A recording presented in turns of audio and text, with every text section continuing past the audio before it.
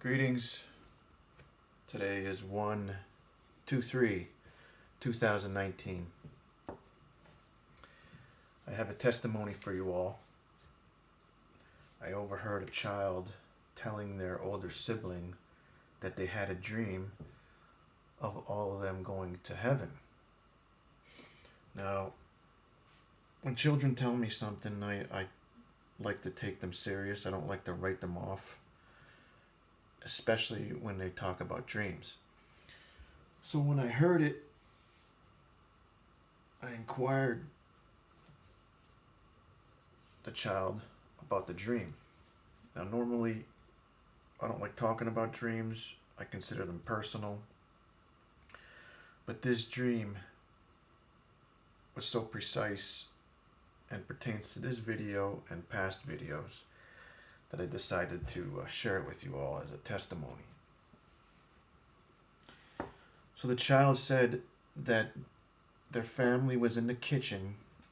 It was early in the evening, dark out, and they were all excited, looking at something spectacular in the night sky. They were looking out their French doors in the kitchen. And then the dad exclaimed that it was New Jerusalem. Let's go out to see. And he went out the front door, and then the rest of the family followed. And when the child was passing the refrigerator, they seen the calendar, and they remembered it saying March. And when they got outside, they said immediately a magnificent, beautiful stairway appeared. And they described the stairway as being diamond with like a golden shine. And they said at the top of the stairs was the Messiah, and he said to the child, "Come up here." And I asked the child, what did the Messiah look like? And they said that he had short hair, was one feature they noticed, a beard, and they said that his gown, his robe, was white, brilliantly white, and the way they described it was brighter than a shining light bulb. So they said that the stairway was connected to a ship. That was how they described it, a ship. And the Messiah was standing in the doorway of the ship. And when they went up and they got into the ship, the stairway disappeared, and then they said that the doors shut. That was the way they described it. The doors shut. And then they were looking straight ahead, and that they said they seen all kinds of beautiful buildings that were made out of different jewels, sparkling brilliantly, totally beautiful, they said. And then that was the end of the dream. Now, immediately I knew what it was about, that it was New Jerusalem, and it was the first rapture, the Passover pilgrimage for the wise virgins, the Church of Philadelphia. That the stairway going to the doorway into the ship is the open door in heaven of Revelation 3:8, 4:1, or 4:10, I think it is, and Matthew 25:10. Or it might be Revelation 4:1. But the three open doors, they're the same open doors. And the other interesting thing that I found was that the calendar said March, and as we talked about in past videos, I believe the strongest time frame for the first rapture, the Passover pilgrimage, to occur would be March 20th, 2019 until March 31st, 2019. It can happen all the way up until Pentecost, but I believe this time, because of what we talked about in the last video, the reference in Daniel that matches Revelation, that this is the best time. These 10 days, 11 days right here. And that 2019 fits the best too. So, I just wanted to share that with you all. Now this video, I'm going to talk about the 2 wormholes in the book of Revelation. I wanted to get this out of the way because I think when people hear me saying that New Jerusalem is here at the end of the 6th seal, it throws people off. People get snagged on that. So I'm going to explain it the best I can, and hopefully to clear up any doubts.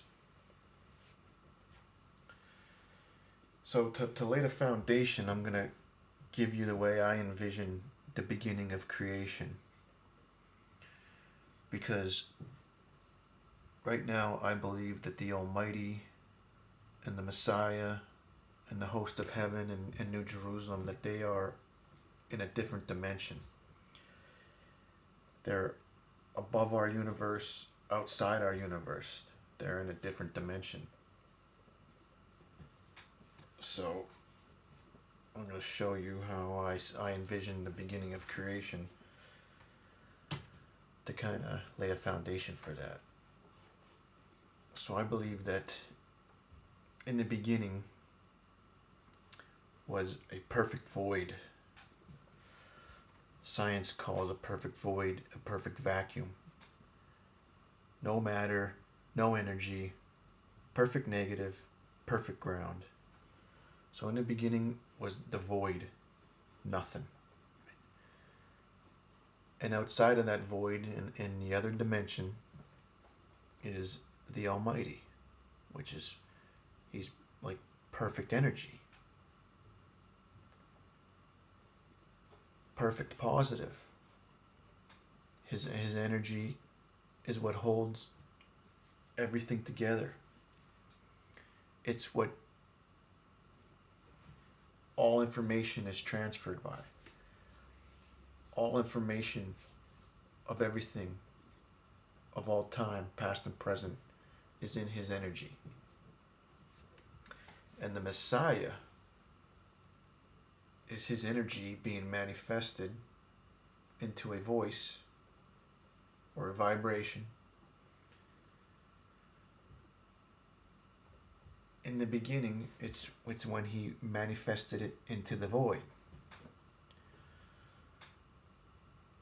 So when he did this, it's the same principle as a positive touching a negative, power to the ground, boom, spark, explosion. And of course, this is a simple way of explaining it. It's much more complicated than that, but the perfect energy being manifested into the perfect ground equals the Big Bang. I personally believe science confirms Scripture. And whenever it doesn't, if there's a conflict, more than likely it's because the Scripture isn't interpreted correctly. Like for the people that believe creation is just a couple thousand years old, I don't believe that. Because in Genesis, when it talks about the evening and then the morning, I believe that to be an age, like the dawn of the age and the setting of the age, not a literal day, right? So the age could be hundreds of millions of years for all we know. So I believe that I agree with science that the universe is many years old. I think they say 13.8 billion or something like that. And I also agree that there was a Big Bang, and the Big Bang is the Almighty manifesting his voice into the void, which was the explosion. And the conception of a child actually mirrors the conception of our universe. And it only makes sense since we're made in the image of the Almighty. When the seed of a man attaches to an egg of a woman, there is actually an explosion of light. And it's actually zinc being exploded, but it makes like a light. And I believe that this is the same principle as when the Word of the Almighty, the Messiah, it manifested itself into the void. Same principle. And the conception of a child mirrors it. And when the seed of the man enters the egg and that explosion takes place of light, that is when the transfer of information from the seed of man into the egg of the woman occurs. It's like the download when you click the download button. That's when that happens. And when that happens, that's when these two, the seed of the man and the egg of the woman, that's when them two become one. And that's what the scripture says, that the two become one flesh. And that's what it's talking about right here. This moment. And it's exactly what occurred in the beginning with the Big Bang. The Big Bang is when the information of the Almighty is passed into the void, and then the universe begins.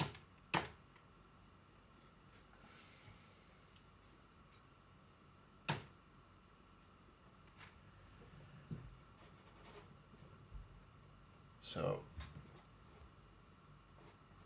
and the universe is expanding outwards. When the Almighty created light, I believe he also created the angels at this time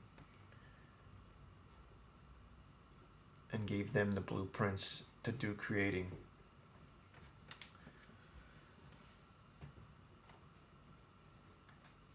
And New Jerusalem, we have the dimensions, but I'm not 100% sure on what the shape is. Being that I believe the Great Pyramid in Giza is an altar, a memorial concerning the Messiah and the Almighty. I think probably the strongest possibility of the shape of New Jerusalem is this right here, like a kind of like an obelisk, just not as tall, short and stout. Because I think the walls are 200 feet high and 200 feet thick, and this shell is actually diamond. 200 plus feet thick of diamond is the shell. And when you plug in the formula of the size of New Jerusalem with 200 feet thick of diamond, it is actually strong enough to be able to withstand the vacuum of space, traveling through the vacuum of space. Something that big with 200 feet plus, it's a little more than 200 feet, but 200 feet thick diamond, it can handle the pressures of space. I would have to say it's one of these shapes. but it's almost the size of the moon. So it would be, either a huge cube, a sphere almost the size of the moon, kind of like a pyramid almost the size of the moon, or kind of like this bullet. But I think probably the best estimate would be the pyramid shape. So this is what I'm trying to say, that the scripture says that he's above heaven. He's outside of heaven. So like he's here in his dimension, and then this is our dimension, our universe. Okay? Here's a picture of the Big Bang and then the expansion. Here's another one.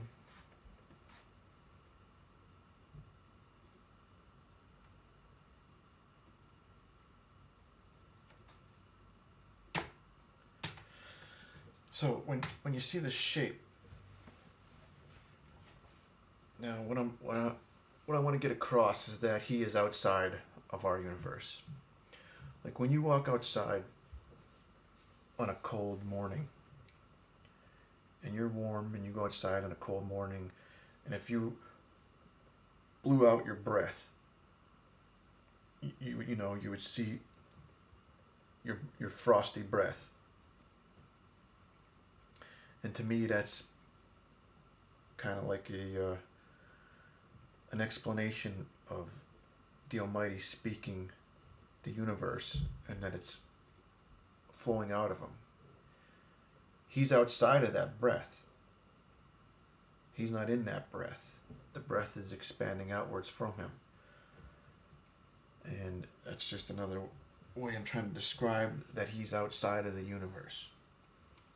So I believe there's two dimensions. The dimension we are in, our universe, and the dimension that he's in currently. And I believe that there's only one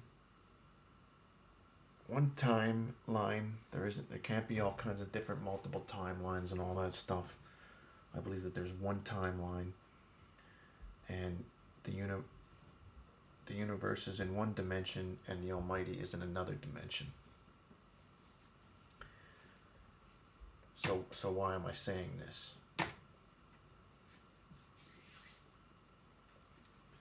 Because to get from one dimension to another, I believe that the scripture is describing wormholes being opened. All right? So a wormhole is just basically like a doorway from one part of space or one dimension into another. And here is an illustration of a wormhole. So it goes in at this port and comes out at this port in a different spot. And the energy bends the universe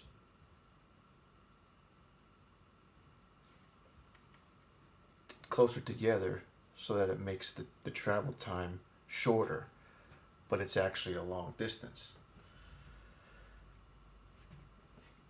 And I believe that black holes are wormholes, gigantic wormholes, actually.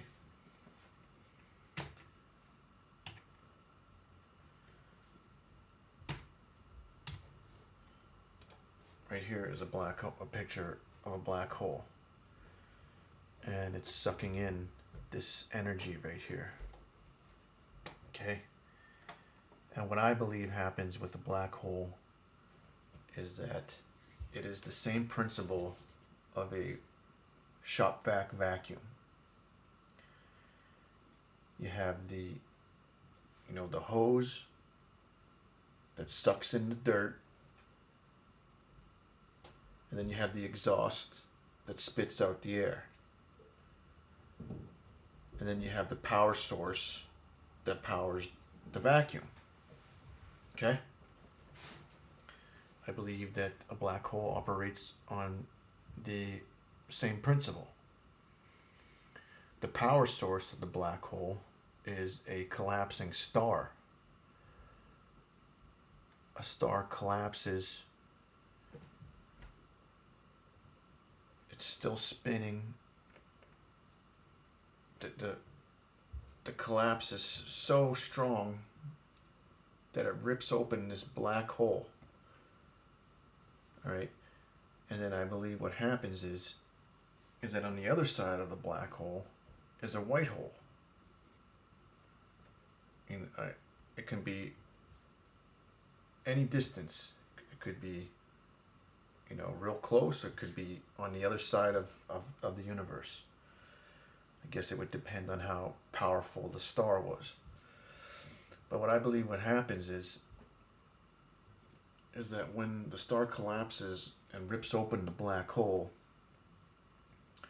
when it starts sucking in matter and energy, because black holes are known to suck in stars and everything. They're even known to suck in other black holes. But anyway,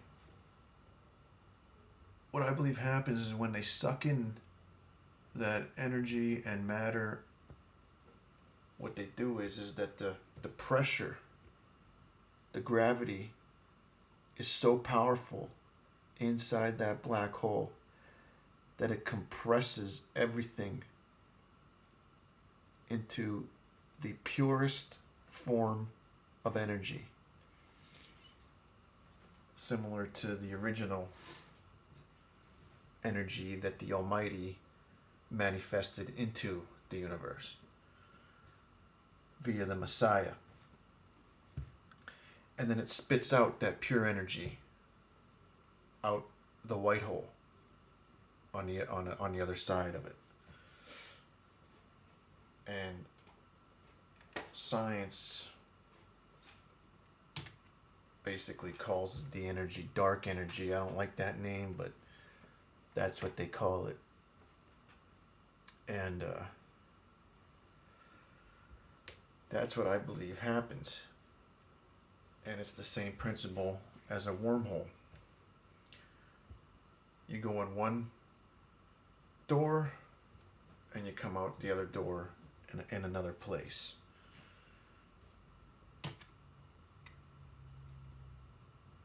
This is what currently our universe is composed of, they believe.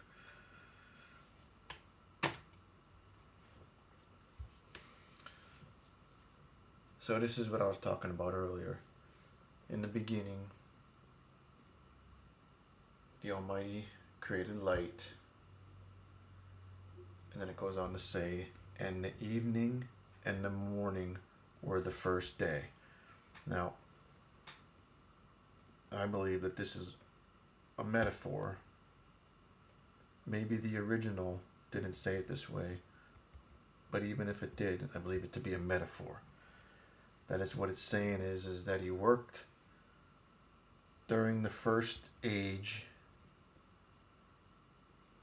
and then the age came to a close, and then there was the morning, the dawning of a new age.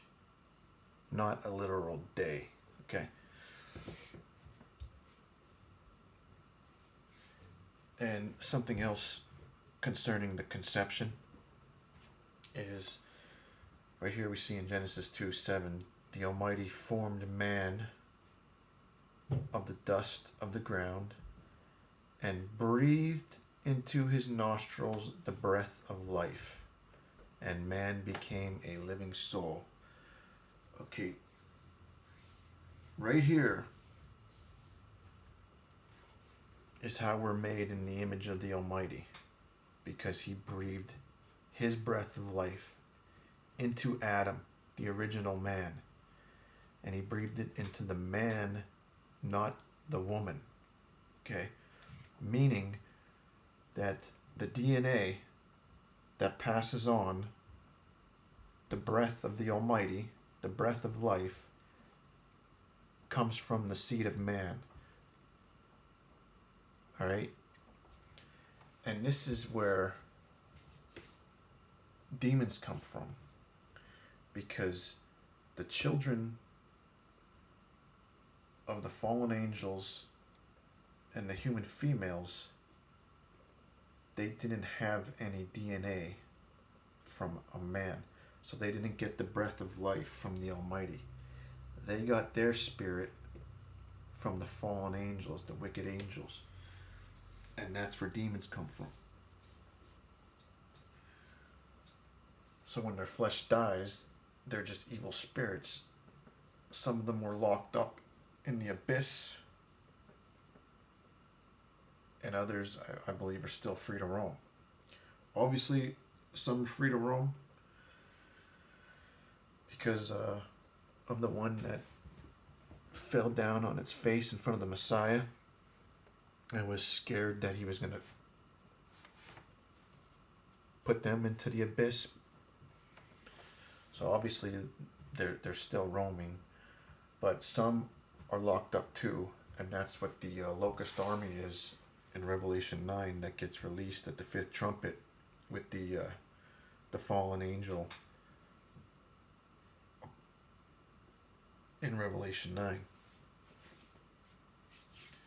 And they're the ones that conquer Israel and Jerusalem and tread the temple under their foot.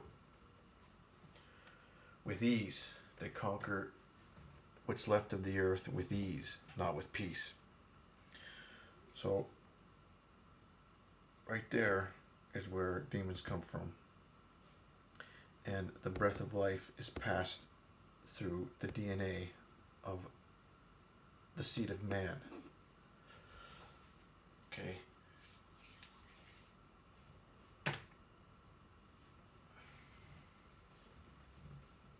So, where are these wormholes in Revelation? Well, the first one, of course, is the open door in heaven for the wise virgins in the Church of Philadelphia, which we see in Revelation 4, Matthew 25:10, and Revelation 3:8. And this open door is small, relatively small. I mean, it's going to be seen in heaven, but it's relatively small because it only needs to let people through to get into New Jerusalem. And so it's like right here, we're going into a portal to get into here. You know what I mean? From here to here. And I'm pretty sure that the Almighty can maneuver New Jerusalem in his dimension to any spot near our in our universe. Meaning that it's the first wormhole isn't a real big event. It doesn't take a lot of energy to rip it open because it's in close proximity, and only people are going through the little door. How many people are in the Church of Philadelphia, the wise virgins? I don't know. It could be thousands, it could be hundreds of thousands, it could be millions, it could be tens of millions, it could be 100 million. I don't know. And even if it is 100 million, that's still a relatively small doorway. I mean, you can have a doorway the size of Rhode Island, and 100 million people are easily going to come through with no problem. So, my point is for the first wormhole, which is the open door in heaven in Revelation 4:1, Matthew 25:10, Revelation 3:8. It's a small wormhole.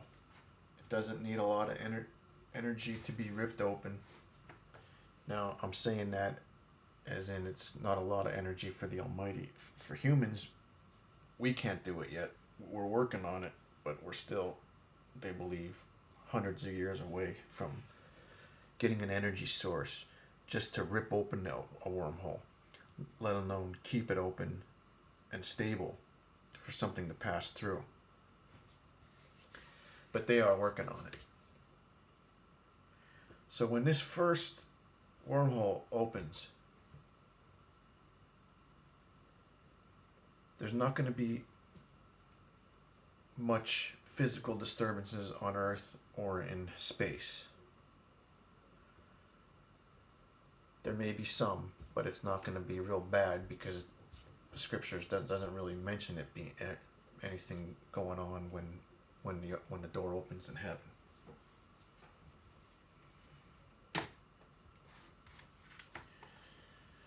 So here's a little couple scriptures of why I believe that the Almighty is actually outside of our universe. Like this, He's out here in this dimension. We're in here in this dimension. And like I said, I believe he can maneuver next to any position in the universe and then rip open a wormhole, and then we're connected.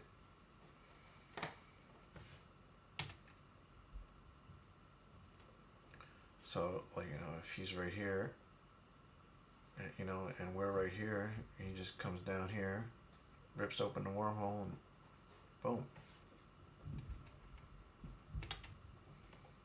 Now, interestingly, this is actually a real picture of a neutron.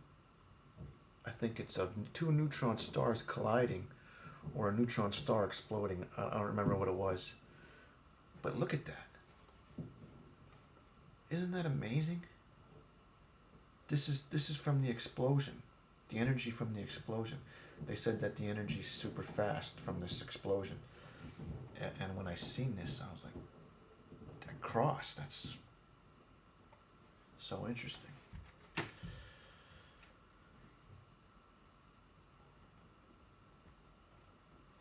So it would be like New Jerusalem's here, the Almighty rips open the wormhole, we're down here on earth, up the door, up the stairway, into New Jerusalem for the Passover pilgrimage. Church of Philadelphia. Okay.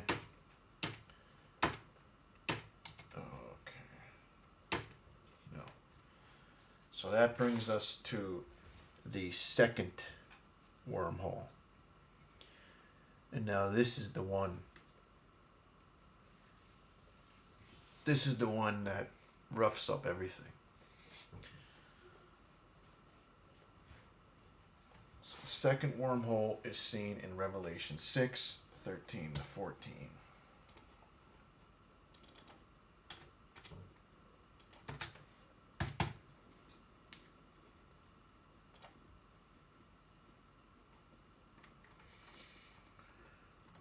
So we have Revelation 6:12 is the beginning of the sixth seal. Now, how I see this playing out,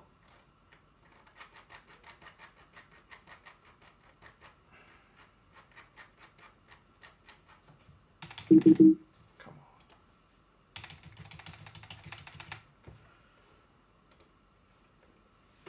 Okay, so Matthew 24, Mark 13, Luke 21, Revelation 6, all talking about the seals. The Messiah is the first seal, the Lion of the tribe of Judah, going forth conquering continually. He shoots his arrows, that's why his bow's empty, and his arrows are seals 2 to 4, and they're hitting the earth. Boom, boom, boom. Now, the fifth seal is the first tribulation, when a group of believers are delivered up and killed because of faith in the Messiah, right? And wherever that is, wherever the fifth seal occurs, because I don't think it's going to be worldwide. I think it's going to be in one nation. And whatever nation that is it Turkey,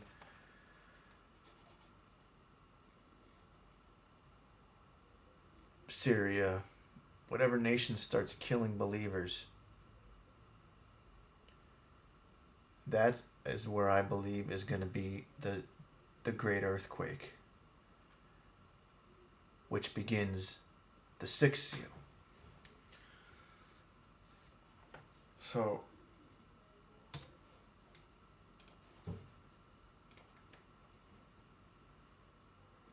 when the six seals opened, because of what they did in the fifth seal, so immediately after the tribulation of those days, which is the fifth seal, the sixth seal, a great earthquake. So I believe the great earthquake is in response to this, and it's going to occur wherever this occurs. So for discussion's sake, let's say Turkey decides to start killing Christians. Boom, there's going to be a gigantic earthquake in Turkey, and the sun became black, which I believe will be right here, the second great American eclipse. So we have the gigantic earthquake, then the sun becomes black, the second great American eclipse, 2024, and then the moon becomes as blood. So now we're having another rehearsal of the blood moon triad. Sun becomes black. So we have the fifth seal, the martyrs. The great earthquake occurs in that nation, and then the sun becomes black. Right here, the great American solar eclipse. Then the moon becomes as blood. These three the blood moon triad here over to this next year. So this right here is the beginning of the sixth seal, right? These events. Sun became black, moon became as blood, okay? And now here is the end of the sixth seal. 13 to 15. Well, actually we could say 13 all the way down to 17 is the end of the sixth seal. And it says, "And the stars of heaven fell unto the earth, even as a fig tree casteth her untimely figs when she is shaken of a mighty wind." Okay. And what's happening here is this is the Almighty opening up a gigantic wormhole. Alright? And the energy from this wormhole is tearing up heaven, forcing things to the earth. Okay? And then right here, verse 14 is where we see the wormhole in Scripture. "And the heaven departed as a scroll when it is rolled together."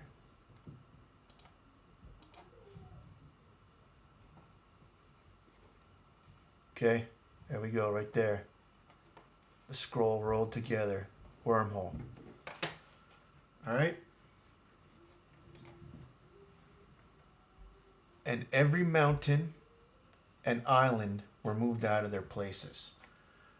Okay, so the Almighty rips open a wormhole in close proximity to Earth. The Earth starts getting roughed up because of the energy that's forcing things upon the Earth. And it's being described as a mighty wind. That wormhole is seen in space, and this wormhole's big enough for New Jerusalem to come through. which New Jerusalem is almost the size of the moon, 1,400 miles by 1,400 miles by 1,400 miles approximately. It's probably a little more than that, but I'm just giving you an approximation here. Almost the size of the moon. New Jerusalem is almost the size of the moon, right? To give you a visual. So the Almighty rips open the wormhole in space, and the energy from this wormhole interacts with Earth and disrupts our rotation. Okay? The crust of the Earth is actually floating on liquid magma. All right? That's just my way of describing it, but that's what's actually occurring. The crust of the Earth is actually floating on liquid. And the G-forces of our rotation keep the crust, in a relatively stable condition. All right? Now, when that G-force is disturbed, what's going to happen? You know, if you lay a piece of paper on water, on still water, and it's just laying there, and then if you slap that water and it makes waves, what's going to happen? It's going to be moved out of its place. All right? And this event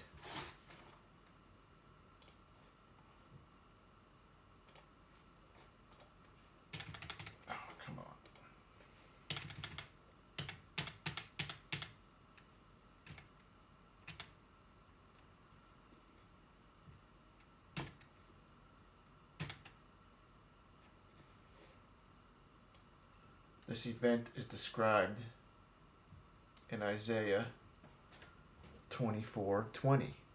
The earth reeling to and fro like a drunkard.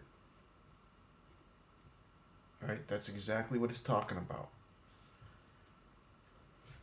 The G-forces, the rotation being disturbed from the wormhole, and New Jerusalem coming through, and it causes the crust to reel to and fro like a drunkard, to wobble. All right? That's exactly what's going on right here.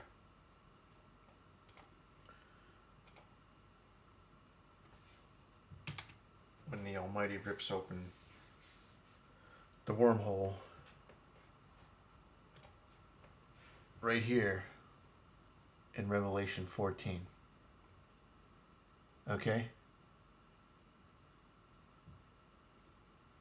Now, this event right here, Revelation 14, the wormhole being ripped open in space, every eye on planet Earth seeing it and feeling it, of course.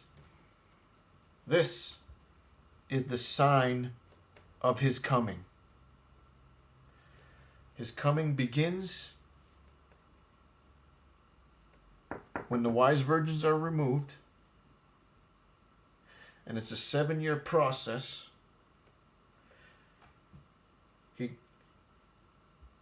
He transforms into a war footing, coming as the Lion of the tribe of Judah, with a bow in his hand, and his arrow is already shot at earth, softening the target.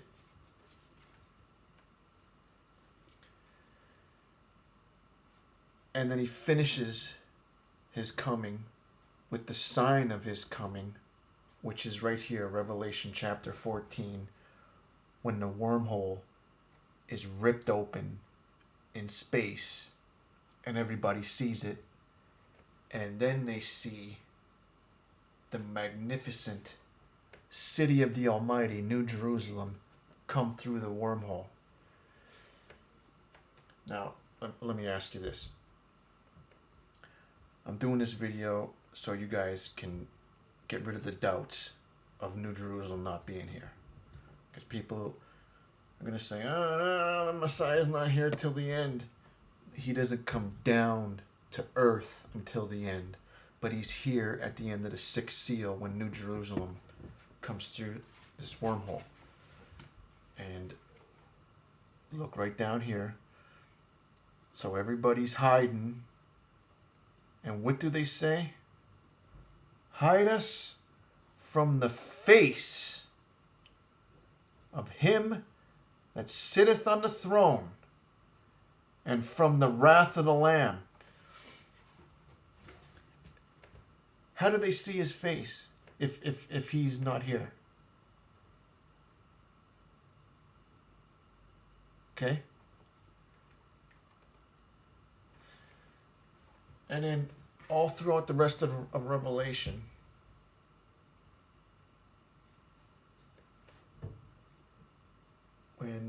when New Jerusalem opens up, earth gets hit. Right? Like,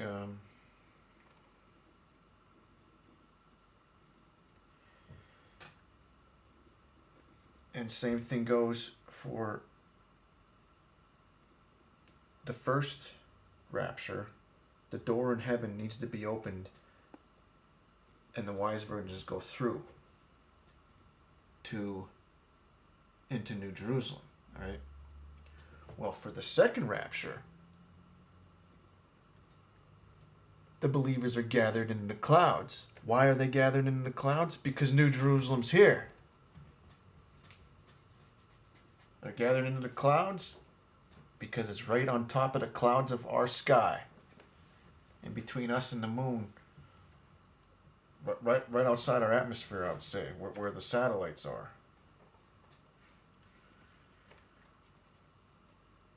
So we see that they're gathered in the clouds. And then we see the angels. They're interacting with earth. So either you believe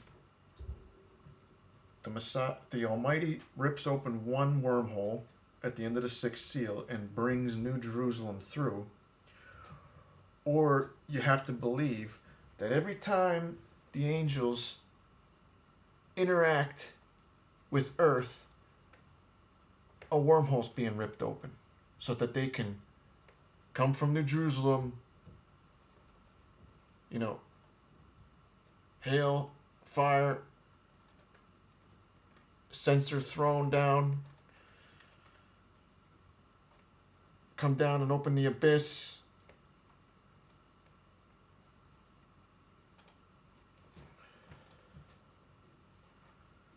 Okay. Then we have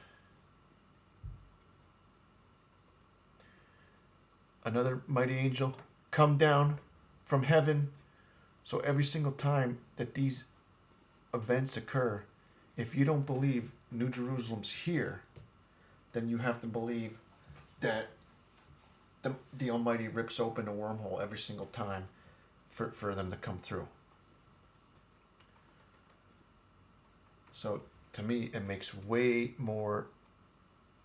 better sense that New Jerusalem is here, which to me, it's obvious. Okay.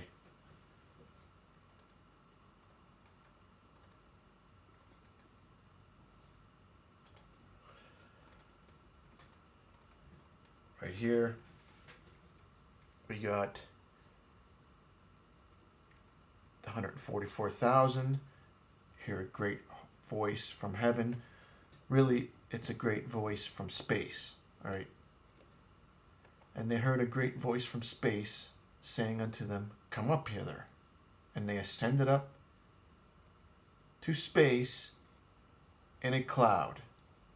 Okay. And then once again, we see when New Jerusalem is accessed, great earthquake,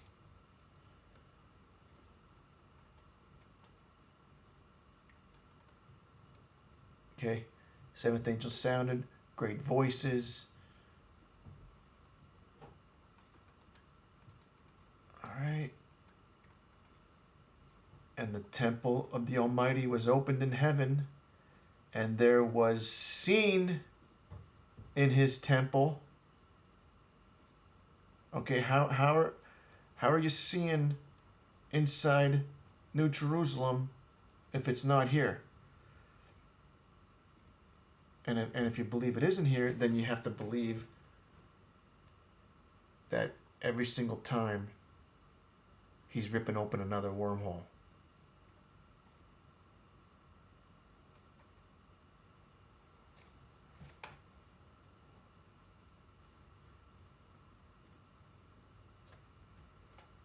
But to me, it makes way better sense that he rips open one wormhole, brings New Jerusalem through. That's why every eye sees it, because it's almost as big as the moon. And that's why the over here, the beginning of the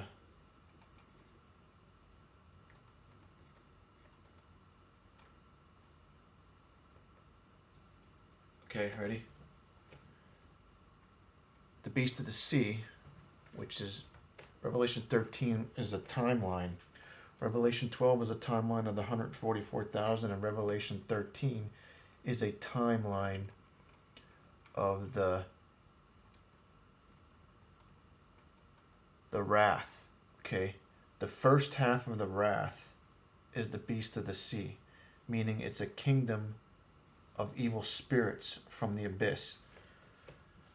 First 3.5 years, the fallen angels that are released, the rebel angels that are cast down, and the demons are conquering earth, what's left of earth, with ease. That's the first 3.5 years, and that's the beast of the earth. Then it transitions into the beast of the... Did I say beast of the earth? No, beast of the sea. Then it transitions into the beast of the earth. Earth representing humans, made up of humans. After the mark, when they institute the mark, either you take it or you die. And then after that, the whole of humanity is wicked because they took the mark. And this is the beast of the earth, also known as Babylon the Great. But if you see in the first part of the 7 years of wrath during the beast of the sea kingdom, he opened his mouth in blasphemy against the Almighty, to blaspheme his name and his tabernacle, and them that dwell in heaven, them that dwell in space. So he's basically pointing up to space and blaspheming the Almighty, New Jerusalem, and all the believers and angels, etc., that are in New Jerusalem. Okay, and then it goes on and on. The angels are going in and out. They go into the temple and then they come out and they're hitting earth. So either you have to believe that he keeps opening up multiple wormholes, so this interaction from his dimension into our dimension keeps occurring, or you believe he just opens up one big one at the end of the sixth seal and brings New Jerusalem through, which I believe, and I think it's blatantly obvious that New Jerusalem is here at the end of the sixth seal. Why else would they be saying, hide us from the face of him that sitteth on the throne? So they see the Almighty and the Lamb. Okay?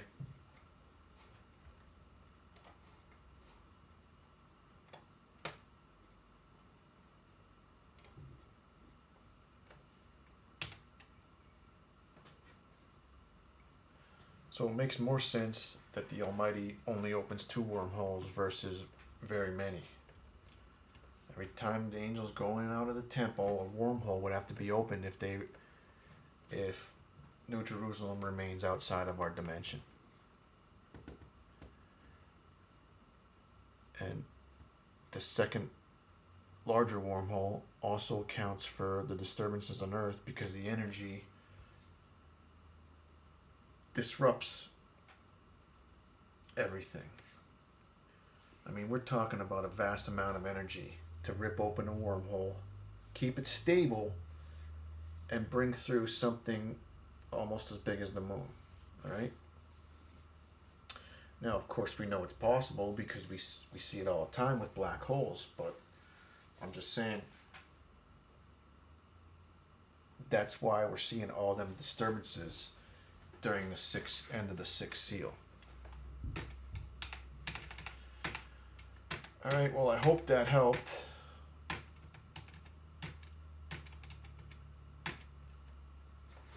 I'm going to be doing another short little video here probably this weekend on Daniel 9, because I need to lay a foundation, and Daniel 9 touches on it.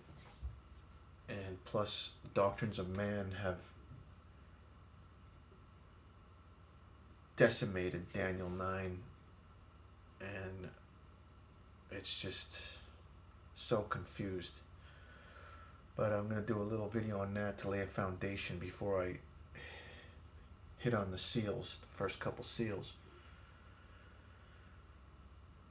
Because what I'm going to be saying is about the seals is very contrary. I mean, most of what I do say is contrary to the doctrines of man, but it's going to be very contrary to what 95% of believers teach and believe concerning America. You know, most people say America's Babylon, blah, blah, blah, blah, blah, blah. Well, what I'm going to be saying, and I have the scripture to make the case, is that the best place to live during the trial, during the seals, is going to be America. And Daniel 9 will lay the foundation, and then I'll build upon it for the following video about the seals, which hopefully I'll do in the beginning of February. So thanks for your time, and hope you come back for the next videos. All right.